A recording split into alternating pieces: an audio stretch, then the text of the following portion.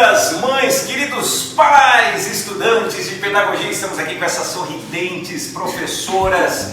Hoje a gente vai bater um papo, uma conversa muito especial sobre a primeira infância, o que é a primeira infância, sobre toda essa dinâmica da abordagem que as meninas trabalham aqui na materna. Então antes vamos apresentar a galera. Eu sou o Augusto, conhecido como Cabeça também pelos pequenos. Vocês ficam sem graça de me chamar de Cabeça às vezes? Sim. Se quiser pode me chamar. As crianças aqui me chamam de Cabeça, é um apelido carinhoso, trabalho no ateliê. E começando da extrema esquerda nós temos a querida... Felipe, sou professora aqui na materna desde 2015. Já trabalhei no berçário, já trabalhei com turma 4, turma 2 e esse ano retornei para o berçário. Retornou ao berçário. Evelyn, você tá aqui no berçário esse ano e você fez mestrado. Fiz. Sobre o que é? O meu mestrado é sobre formação de professores. Na época eu pesquisei sobre os bolsistas do PIBID, que era um programa do governo federal que dava incentivo à iniciação desses professores nas escolas. E é isso. Tá legal. Eu sinto falta de um clima de... Na verdade, eu vou falar a verdade, porque assim, a gente está gravando e é um falso ao vivo. A gente está simulando que é ao vivo, mas está no YouTube. É um vídeo que a gente vai estar acompanhando no chat. Então, se vocês quiserem perguntar algo, a gente não vai responder ao vivo, mas a resposta no chat será ao vivo. Mas falando de mestrado, eu sinto falta do mestrado. Eu estava falando para Lauren que eu fui traumatizado com o meu mestrado, mas tenho que fazer jus porque teve coisas muito bacanas, muito positivas. É que é um altos e baixos do mestrado. Aqui do meu lado, essa moça forte! Alessandra, trabalho aqui na materna desde 2015 também, mas comecei como estagiária desde o meu primeiro semestre de faculdade. Me formei o ano passado e já faz um ano, logo que me formei, entrei como pro. E já faz um ano que eu estou como professora da turma 1. E quando era estagiária, já dei uma viajada por várias turmas. E também, mas no estágio também ficou um tempo na turma 1, né? Fiquei na turma 1, Ficou um tempo na turma 1. no berçário. Eu lembro quando a Malu entrou, a minha guria pequenininha chama Malu. A Lê estava na sala, não era? Sim, tive o prazer de ser toda maluca. E aqui desse lado, galera, do meu lado direito, que é a esquerda de quem tá vendo. Lauren, e eu estou no meu primeiro ano aqui na materna, meu primeiro ano também como professora e agora estou na turma 1 também. Na turma 1 também. Dupla da... Mas quando entrou, você tinha acabado de entrar, foi para 4, né? Eu entrei na turma 4 como assistente, logo depois já assumi a turma 1. Já assumiu a turma 1. Então, falando, a Lauren também passou por outro guri meu, que é o Lucas, parece que tem 15 filhos, mas não são só 15. É o Lucas e a Malu, teve um tempo. E tem uma pessoa que está atrás das câmeras, a fotógrafa da materna, a Gerane, que foi a professora do Lucas também quando ele estava na turma 3. Depois no final a gente faz uma foto oficial com quem faz as fotos. O pessoal está muito nervoso, eu mesmo estou nervoso. Tem uma câmera aqui, deixa eu olhar para ela para privilegiar essa câmera. Tem uma câmera ali, nós temos 3 câmeras ao mesmo tempo nos captando. Tá todo mundo muito nervoso, mas lembrando, mandem as dúvidas. Quem entrou agora é um falso ao vivo. A gente já gravou esse vídeo, vamos falar sobre a primeira infância, a abordagem que a escola toma diante dessa faixa etária. E se alguém quiser lançar uma pergunta durante o vídeo, comenta no chat que as respostas serão ao vivo. Então as respostas aqui, não serão ao vivo, mas as respostas escritas serão ao vivo. E você quer falar mais alguma coisa, Lauren? Da sua vida? Então, iniciei o mestrado esse ano, né? Minha linha de pesquisa é Educação, Cultura e Sociedade, então estou tentando agora conciliar essa vida de professora e pesquisadora. Tem os altos e baixos do mestrado, quem já fez mestrado aí sabe, tem aquele momento que você ama o mestrado, fala assim, mestrado até morrer, depois assim. Ediane, oh, já falei seu nome, desculpa, você apresentou. Sou a Ediane.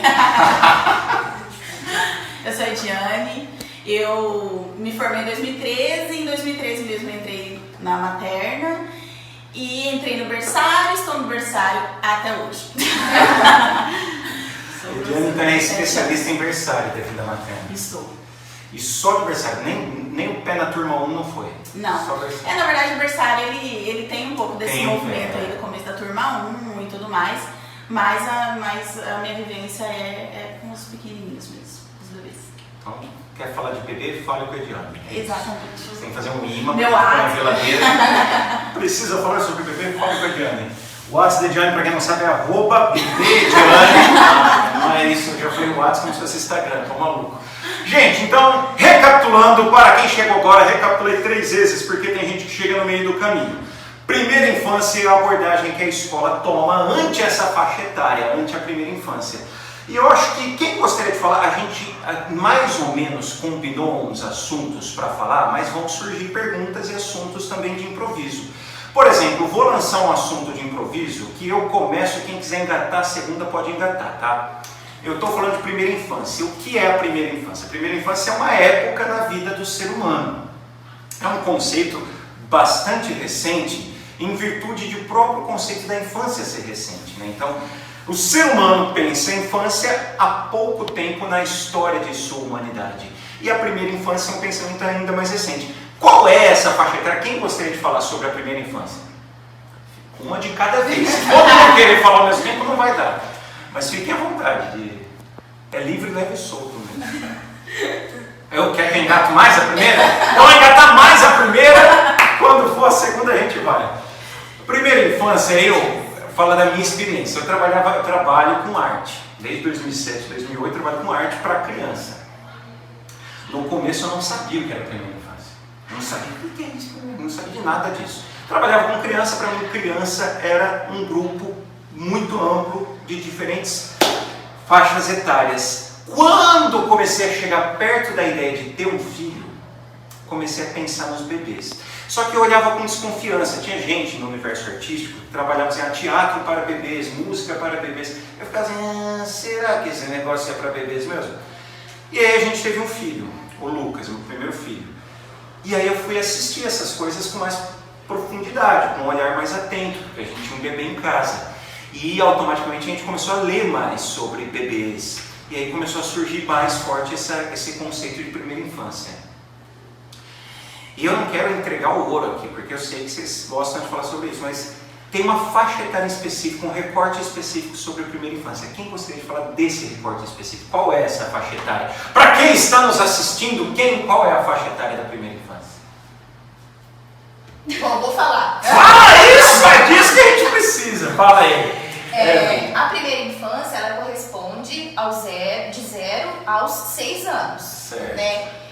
Em termos legais, dependendo do estado onde essa criança nasceu, vai até de 0 a 5 anos, em termos legais. Né? Aqui na materna a gente admite de 0 a 6 anos, porque aí a criança faz 6 anos, vai para o primeiro ano, que é ensino fundamental.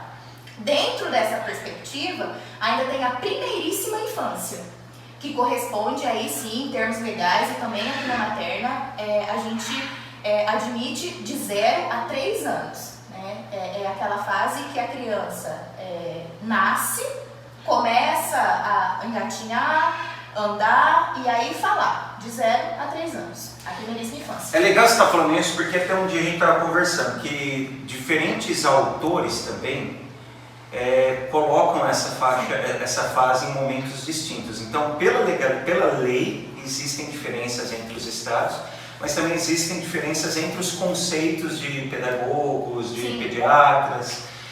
E, no final das contas, aqui, é legal você ter falado isso, de 0 a 6. Aqui, a gente assumiu um caminho. O nosso caminho é primeiríssima infância de 0 a 3 e a primeira infância até os 6. De maneira, então, que a gente deixou claro que todas vocês têm uma experiência muito forte na primeiríssima infância. Sim, isso.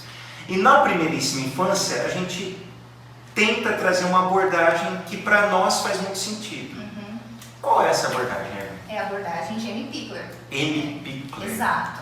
A Amy Pickler, ela foi uma pediatra, né? Nasceu em Viena, dia 9 de janeiro de 1908.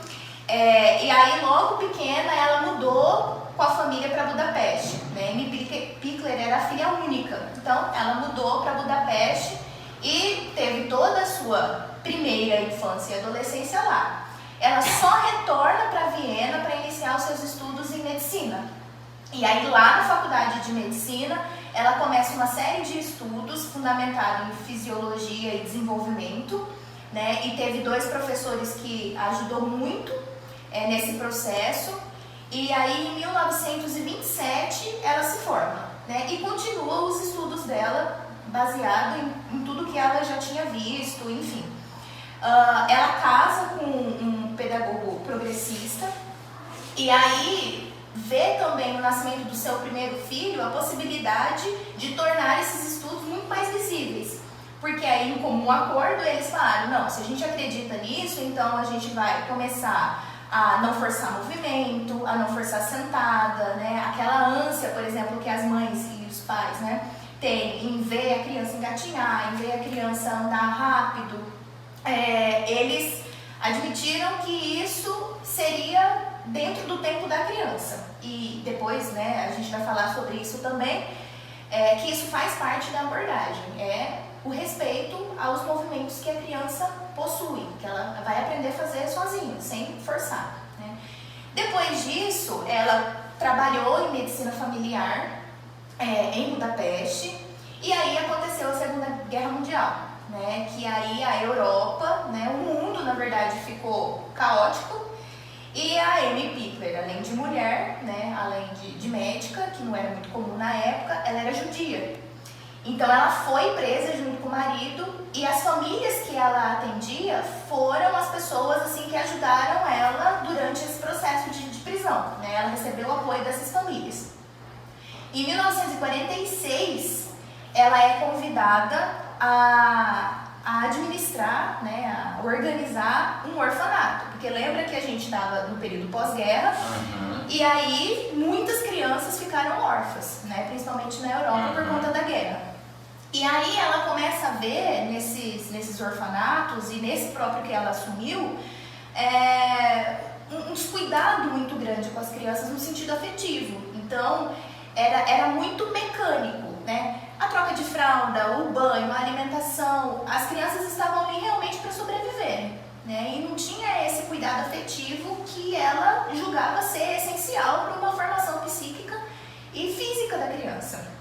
Então ela começa um trabalho revolucionário na época, demite todo mundo do orfanato, né? Contratam pessoas que realmente querem que isso seja efetivado, né? Essa concepção seja efetivada, e aí transforma o orfanato, que era o Instituto Lóczy, né? E era o Instituto Lóczy porque ficava na rua Lóczy em Budapeste, transforma isso num grande orfanato que era diferenciado de todo mundo.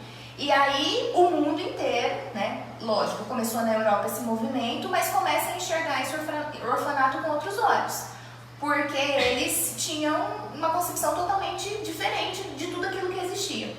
Mais pra frente, esse instituto, né, deixa de ser orfanato, aí vira realmente uma instituição de educação infantil, né, da primeiríssima infância lá, então eles atendem crianças de 0 a 3 anos.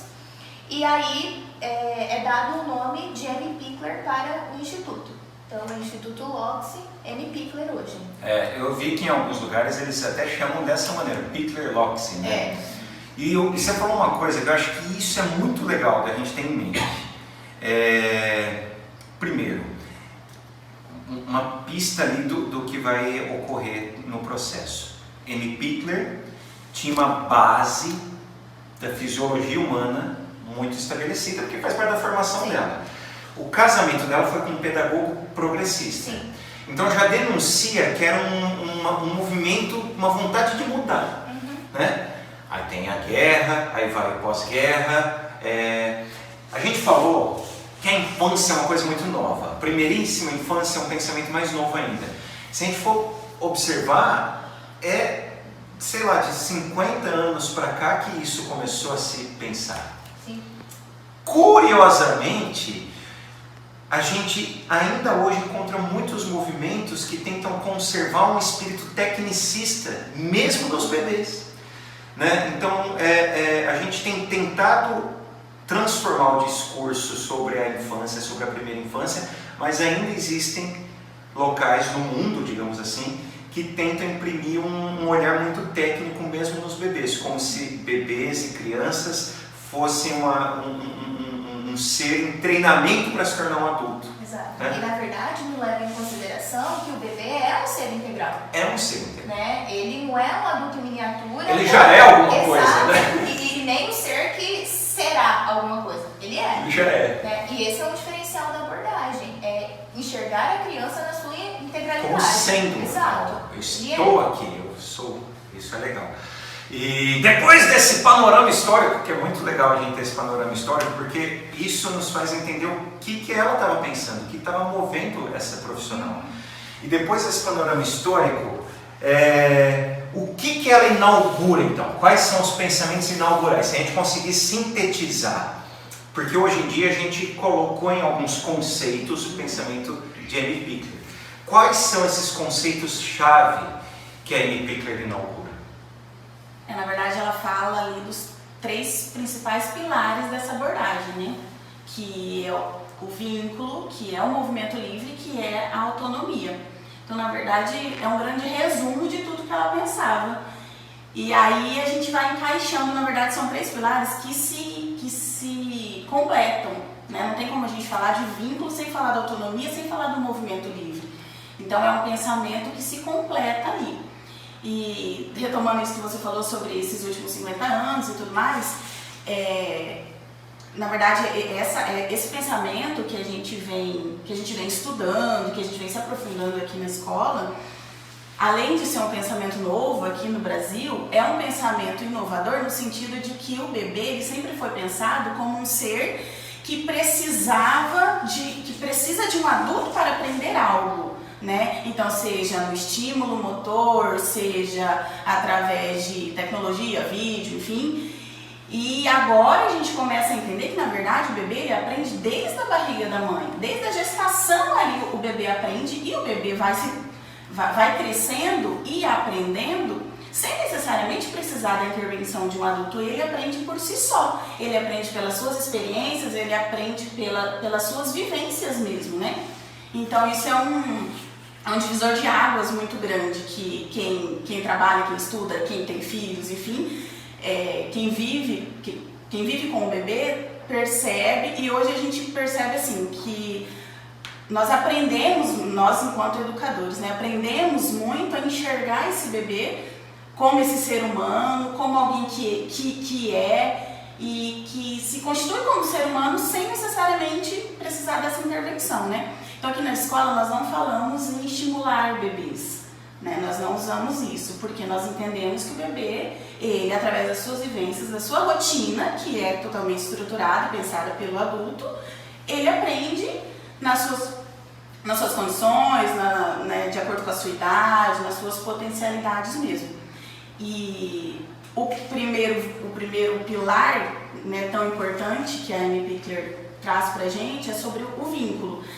Então nós vamos falar sobre o vínculo logo que esse bebê chega, né? Logo que esse bebê chega para a escola, é um vínculo, na verdade, que ele é desconstruído, não no sentido de ser um vínculo ali através somente do colo, do chamego, que lógico são bebês, então a gente tem muito disso. Nós não ignoramos esse sentido do colo, enfim, mas nós vamos além disso. Então, nós usamos sim o colo, porque sim, é uma forma de afeto, porque nós estamos falando de bebês muito pequenos, só que a nossa ideia de vínculo é além desse colo. Então, quando a criança, nós brincamos do colo ao chão. Então, quando que ele está preparado para ir para o chão, e não no sentido de estar largado no chão, estar sozinho, nada disso. Então, a rotina ela é construída para que a criança se sinta segura o suficiente para ir para esse chão. E aí sim, ela já tem uma segurança afetiva que nós construímos através dos momentos de cuidado. Quais são esses momentos de cuidado? São os momentos da troca, são os momentos do banho, os momentos de alimentação, de mamadeira ou da papinha e os momentos de sono. Então tudo isso compõe a rotina do bebê no berçário. Então através desses momentos de cuidado que nós vamos dando espaço para que o bebê seja ele e tenha voz. Então através da troca, nós conversamos com o bebê no sentido de explicar para ele o que está sendo feito, porque nós estamos ali com o corpinho dele E não pode ser uma coisa feita, né, mecanicamente, como a Evelyn citou, porque é um ser humano que está ali na nossa mão. Então tudo é feito muito devagar, afinal, né, se a gente comparar o nosso tamanho com o tamanho do bebê, a nossa mão com a mão do bebê é muito grande, então é tudo feito com muito cuidado e sempre sinalizando o que nós vamos fazer. Então nós vamos dar um banho, ali nós vamos trabalhando, vou tirar a sua roupa com cuidado, a água está morninha, estou preparando o seu banho, me ajude a lavar o seu pé, me ajude a lavar a sua mão. Isso, lógico que o bebê não te responde com palavras, mas ele te responde com gestos e com olhar. Então o vínculo ele se dá através do olhar, através das nossas palavras para o bebê, né, que ele corresponde muito com o olhar, com os gestos, através desse respeito ao tempo do bebê. Tudo isso é o vínculo sendo construído nessa rotina do bebê. Então esse vínculo que traz essa segurança afetiva vai desencadear nessa autonomia da criança conseguir ir para o chão, da criança conseguir brincar sozinha. E o brincar sozinha não significa que o adulto precisa estar ali do lado, brincando com a criança, ou todo o tempo dando esse suporte. A criança não precisa disso. Ela precisa de um ambiente organizado para ela e ela precisa ela sabe que o adulto está ali, né, com aquele olhar atento, observando, mas o adulto não precisa estar ali ao lado da criança. E aí ela se sente à vontade, se sente segura para explorar, para brincar sozinha. E quando sim necessitar, ela vai chamar a atenção do adulto.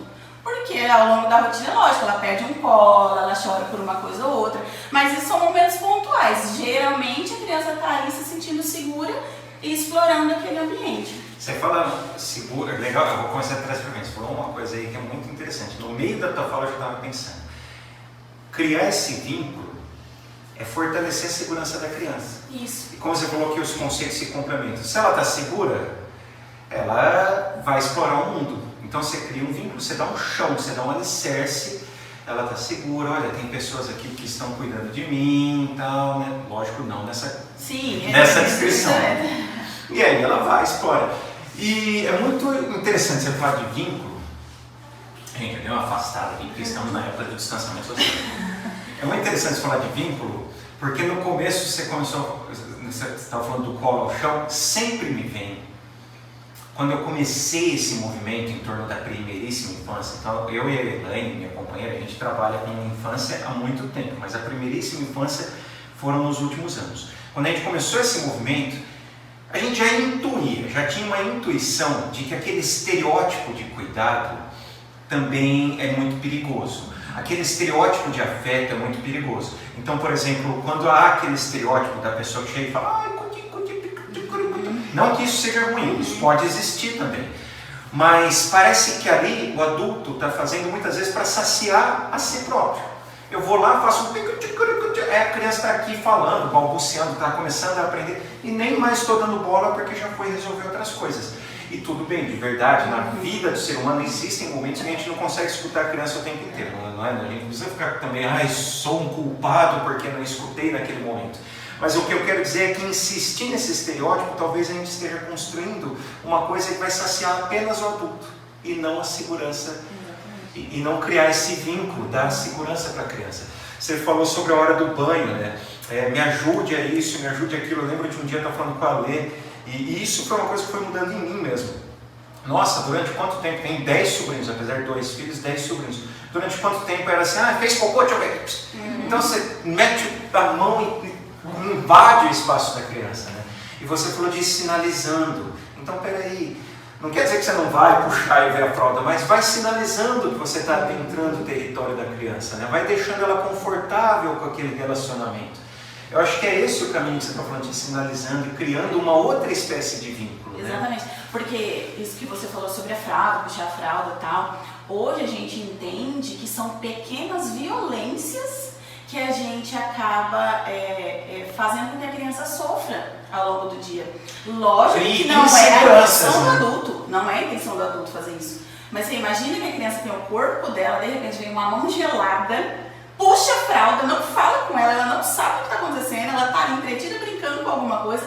Então são sim pequenas violências que ao longo do dia, né, fazem muita diferença nessa rotina da criança. Então imagine isso acontecendo todos os dias ao longo do ano todo, daquela criança que tem ali, está completando 1 ano, completando 2. Então é forte dizer que são pequenas violências, mas quando o adulto entende isso, ele começa a perceber, a gente começa a se policiar. Porque muitas vezes isso acontece mesmo ali na correria, né, do dia a dia, isso acaba acontecendo sem ser intencional. Mas quando você percebe isso, você fala, não, peraí. Por exemplo, outra coisa que nós fazemos aqui na escola é conversar com a criança olho no olho, de frente. Porque não tem sentido você chegar por trás daquela criança e puxá-la, né, ou falar com ela por trás. Então, o ideal é que você vá de frente para ela e converse, sinalize, como a gente faz com um adulto. Então, não tem por que ter essa diferença, né, desse tratamento para uma criança só porque é uma criança. Você faz isso com um adulto, então tem que ser esse mesmo tratamento de respeito com uma criança, por mais que ela não fale, que ela esteja ali, né, nesse sentido de dependência, porque a criança é dependente no sentido da troca da fralda, da alimentação, ela precisa do adulto, né, ela não tem essa independência ainda. Então, nesse dia a dia, desse cuidado, que tem que ser construído esse respeito com esses pequenos momentos que muitas vezes passa. E quando você fala, eu acho legal, uma vez a gente estava conversando sobre isso também, quando você fala que de pequenas violências, teve uma hora que eu falei de não se sentir culpado, né? É porque também existe uma diferença entre o vínculo do profissional que trabalha com crianças e do pai, mãe, tutor, enfim, vovó. Essas pessoas do dia a dia da criança, inevitavelmente, podem ter ocasiões em que vão lá ver a fralda, né? Menino, aqui, não sei o quê, porque a vida é cheia de situações. É lógico que refletir sobre isso é muito importante, porque não fazer com que isso seja regra. Mas a gente está falando também aqui no âmbito de profissionais que não são família da criança. Exatamente. Então o vínculo tem que acontecer de outra maneira. Né? E esses profissionais estão todos os dias com as crianças. Eu lembro de uma metáfora, eu queria falar dessa metáfora aqui, porque vocês me contaram sobre ela. Que esses momentos de cuidado também, nesse aspecto de trazer a confiança para a criança, eu lembro de 2 coisas que eu queria falar aqui para escutar vocês. Mas teve um dia que vocês estavam falando de uma metáfora de encher o pote, né? A criança encher o pote do afeto, encher o pote de cuidado. Então a gente vai lá trabalhando e com esse respeito, sinalizando, traçando um vínculo muito cuidadoso, para a criança se sentir segura o suficiente para vivenciar outros momentos. Então essa era uma metáfora que eu queria relembrar, de encher o pote, né, de segurança e afeto.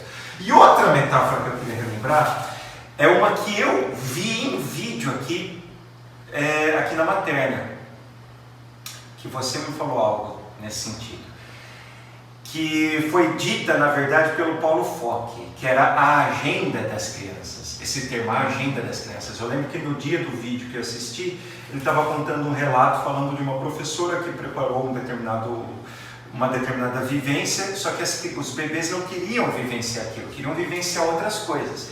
Isso dialoga com o que você está falando também, com a autonomia. A criança ela vai decidindo o que ela quer fazer. Você falou em algum momento sobre estímulo, né? Os estímulos não é que eles não devem acontecer, eles devem acontecer, só que a gente não tem que forçar esses estímulos, né? Então, quem gostaria de falar sobre isso, sobre esses assuntos de encher a segurança e também da criança ter sua própria agenda, seu próprio poder de decisão?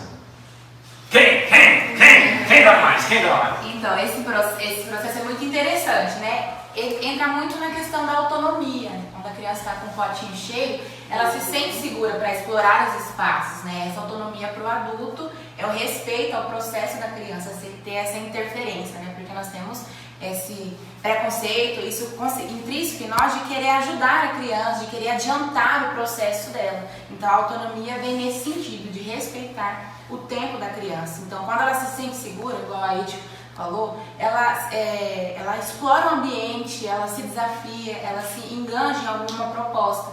Mas também é muito importante lembrar que esse ambiente é preparado pelo adulto. Então, num momento assim de inicial, é importante que a gente possa preparar o ambiente, o professor prepare, o educador prepare o ambiente com propostas segundo a sua faixa etária, né? No caso, a Ed vai preparar, a Ed e a Evelyn vão preparar o ambiente Pros bebês, no caso, meu e da Ale, nós vamos preparar esse ambiente para crianças de transição, saem de 1 ano para 2 anos. Então, elas vão estar explorando o ambiente segundo a sua faixa etária.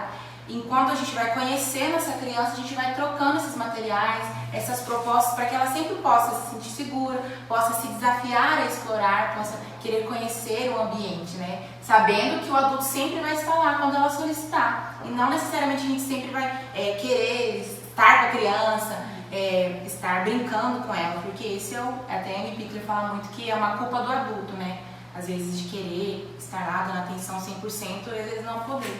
Na verdade, muitas vezes o adulto quer preparar a criança para o futuro, mas na verdade a criança tem que escutar aquele movimento que ela está tendo naquele momento e não preparar a criança, né? E é isso que a Lauren falou.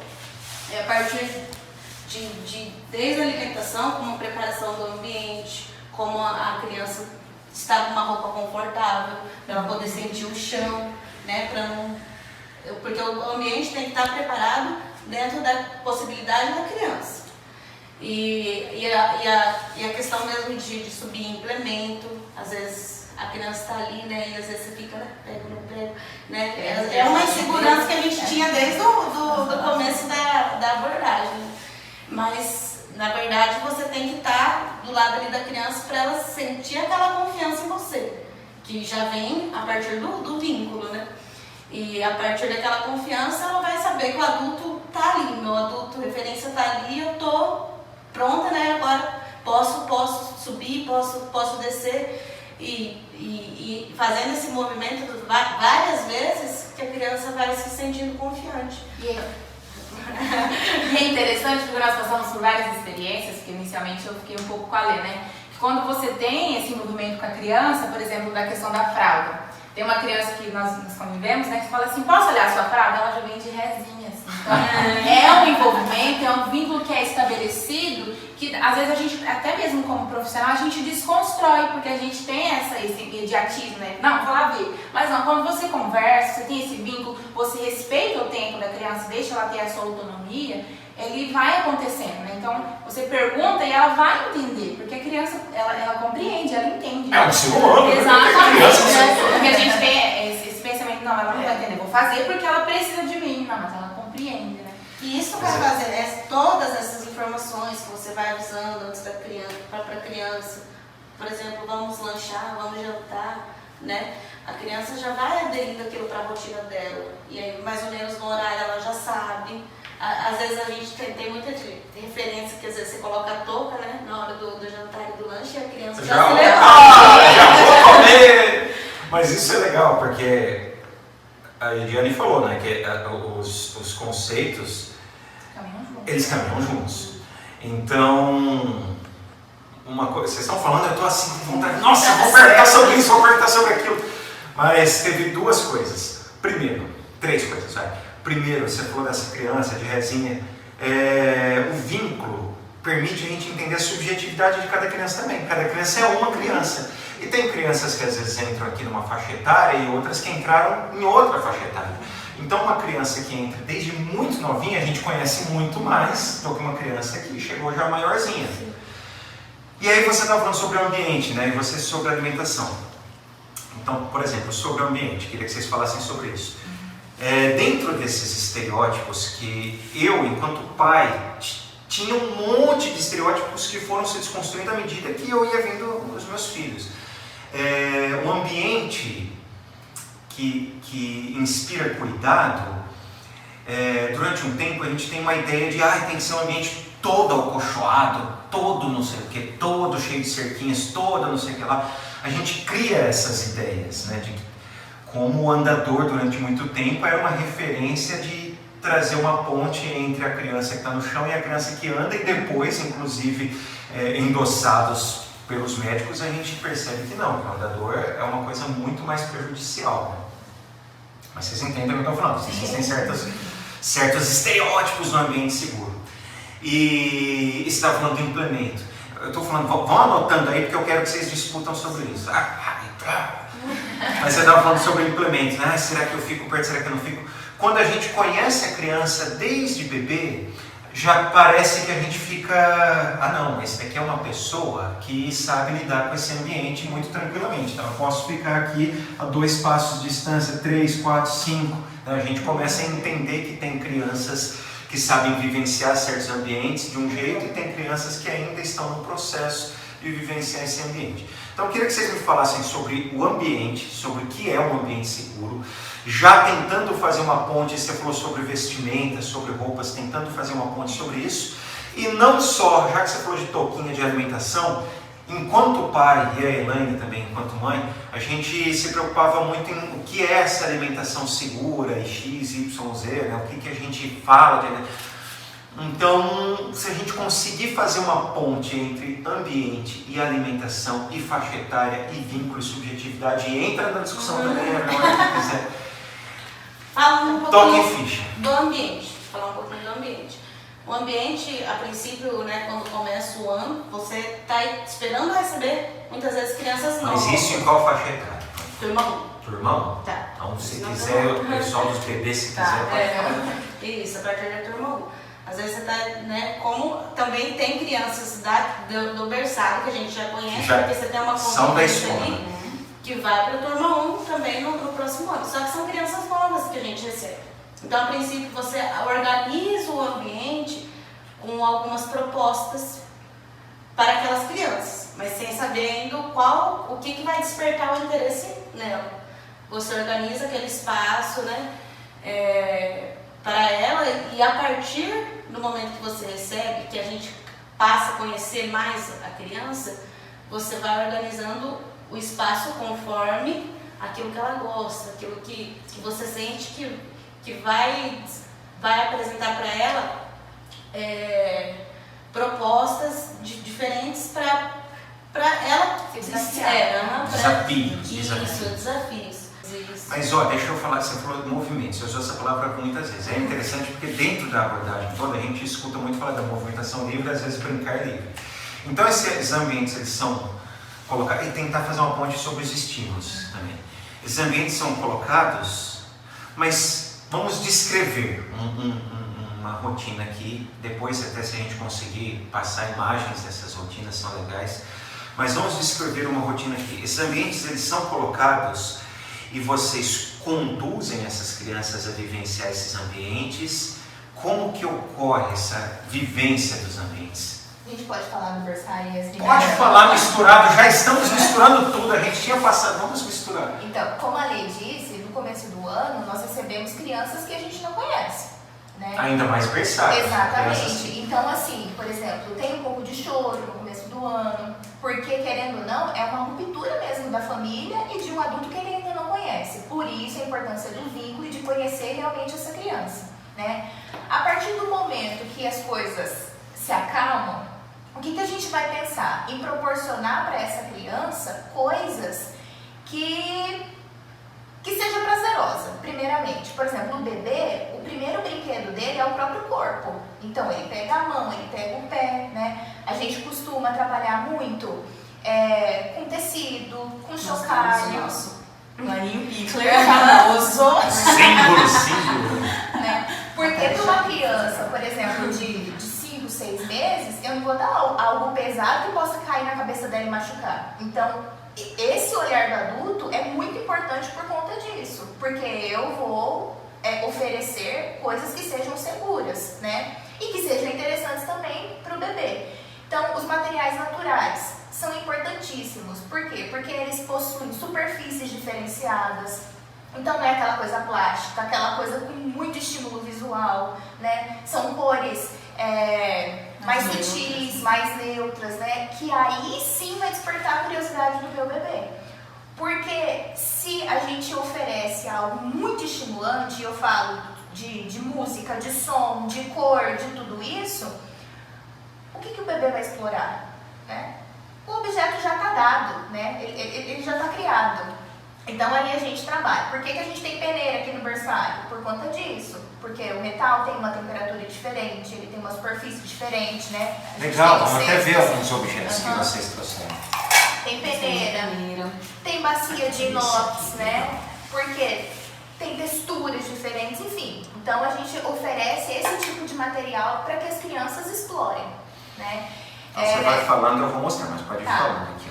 Uma coisa muito importante também é que dentro desse ambiente preparado, nós jamais colocamos algum bebê em algum tipo de implemento. Por exemplo, se ele não consegue ainda se levantar sozinho, mesmo que apoiando em alguma coisa, a gente não vai pegar a criança que está no chão, explorando, né, e colocar no implemento em pé. Ela não sabe fazer isso ainda. Então, por isso que às vezes as quedas acontecem, o desequilíbrio, porque o corpo dela ainda não está preparado para isso, né? Isso é fundamental dentro da abordagem, não colocar o bebê, né, ou a criança maior em posições que ela ainda não esteja segura para fazer. Eu acho que isso tem a ver com aquilo que a gente está falando do ambiente. Eu citei esses negócios de cerquinha, não sei o quê, porque é justamente isso. É preparar, seja na turma 1, ou no berçário, ou nas outras turmas, preparar um ambiente que corresponda à segurança que aquela criança precisa ter para explorar, né? Então, é muito legal quando você fala dos elementos da natureza, e só fazer uma ponte breve também, que eu acho que é um ponto muito relevante. Você disse sobre cores, sobre texturas. Para mim isso é particularmente importante porque como eu atuo muito no universo artístico, eu vejo muito essa ideia de oferecer uma demanda de cores saturadas. É um sinal, galinha pintadinha, me desculpa. Mas eu vejo muito essa coisa de oferecer cores saturadas. Não é que você não vá oferecer cores saturadas, até que a gente tem um exemplo, né, de cores saturadas. Mas é de não ser apenas isso, né? O exagero, na verdade, é que empobrece, né? Se você tem coisas pontuais, né, que favoreçam realmente a exploração dessa criança, isso é ótimo. Por quê? Porque um bebê que está começando a rolar, por exemplo, ele vai procurar alguma coisa que chame mais atenção. Então eu contribuo também para esse movimento, né? Ele vê, né, esse argolinho aqui com fita colorida, ele vai querer pegar, então ele vai se esforçar para isso, né?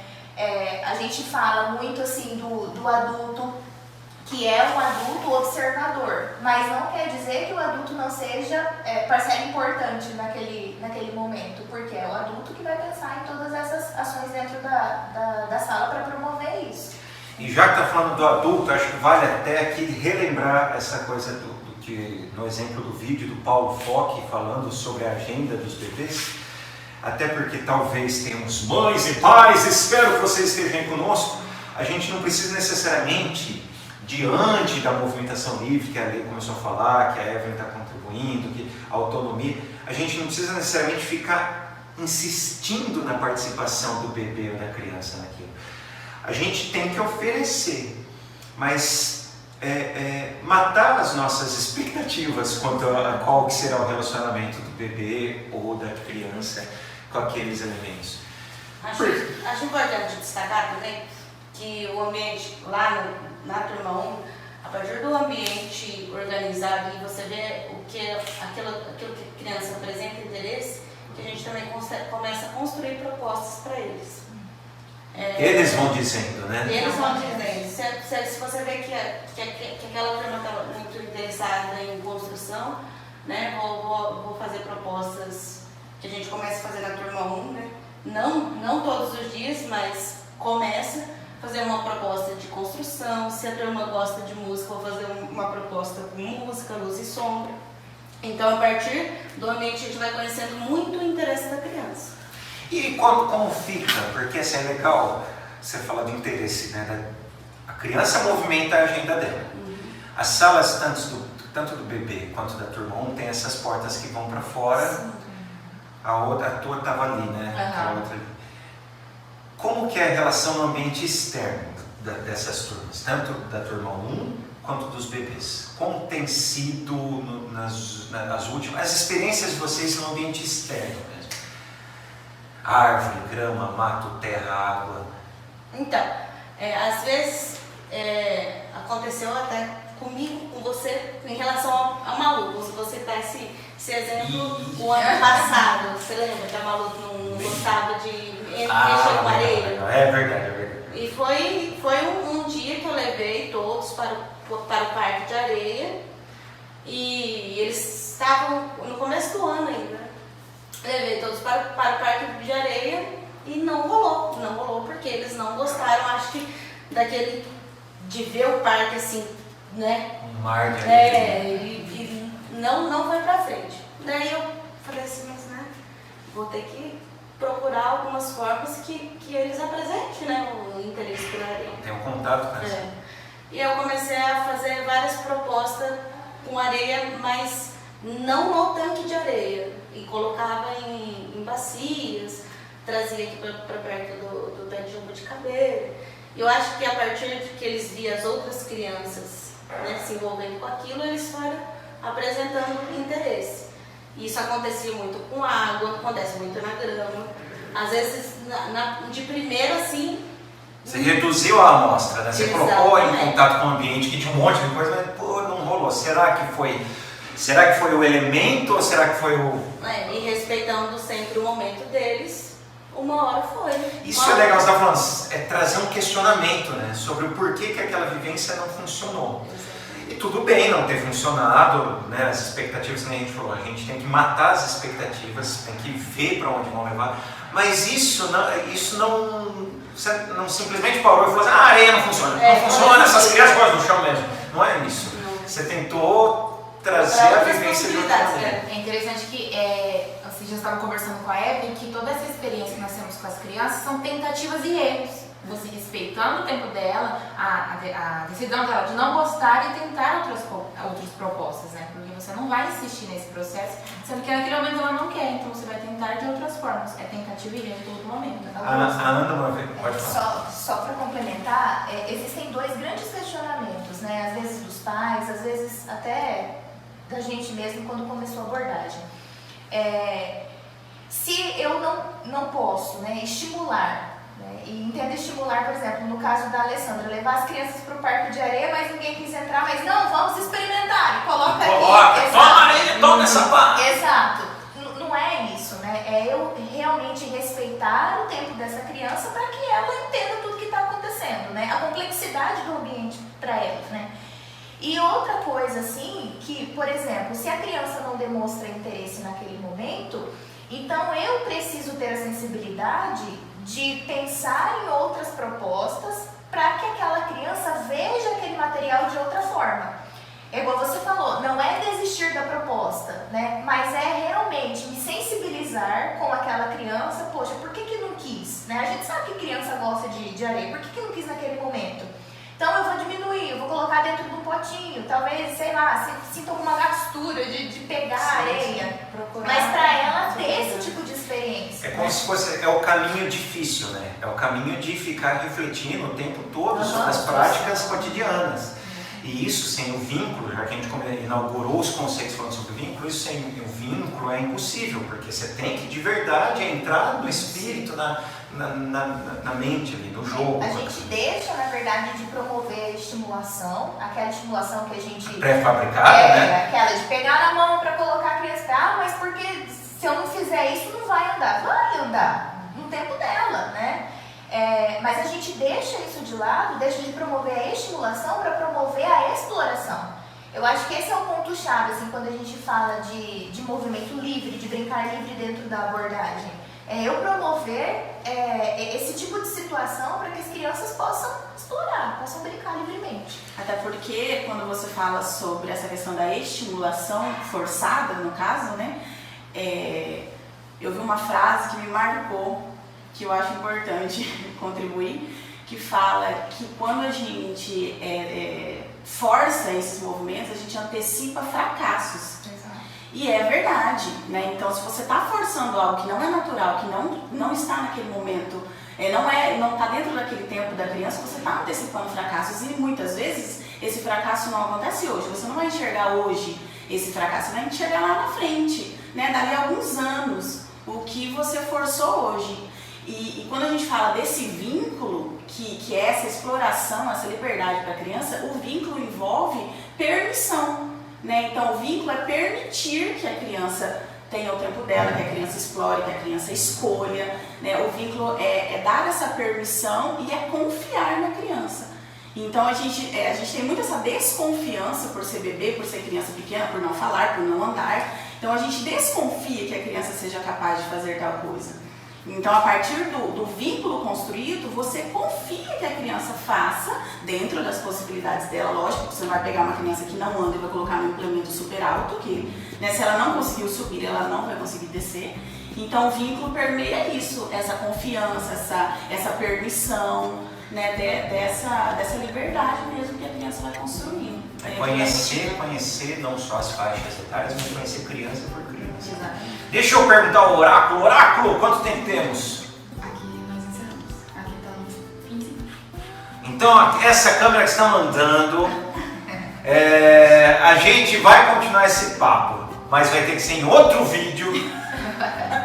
Gostaram, né, então? Porque tem coisa que eu queria falar. Queria falar sobre alimentação, queria falar sobre um monte de coisa. Então, ó, essa câmera tá mandando, nem sei se aquela tá aguentando o tranco, aquela já acabou Essa também. aqui já encerrou. Pessoal, espero que tenham gostado do papo até agora. Eu espero, do fundo do meu coração. A gente discute muito a infância aqui. Então, esse movimento que a gente está fazendo é um movimento que a gente faz nos corredores. Vamos criar uma série no YouTube, gente. É. Só assim pra dar conta. Então a gente espera que tenha sido esclarecedor. Se não mandaram dúvidas, assistiram o vídeo no momento em que o chat já ficou desligado, podem comentar nesse vídeo, podem mandar as dúvidas. Se você nem nos conhecia e achou esse vídeo por acaso, mande a dúvida aí, a gente vai tentar ir movimentando essas dúvidas para gravar um vídeo futuro. Até então foi tranquilo? É o vídeo inaugural, tava todo mundo nervoso aqui. Foi tranquilo, meninas? Eu coloquei a mão, depois passa álcool. Dá um like, Se inscreva no canal, a gente quer manter. Não, mas de verdade, se inscreva no canal porque a gente quer manter esse movimento de discussão. No canal vocês vão ver que tem um monte de vídeos também voltado para as crianças da escola, mas independente disso, vai ter esse movimento de discussão em alguma playlist aí. Beijo para todos, querem mandar recado para alguém? Beijo. Tchau, tchau.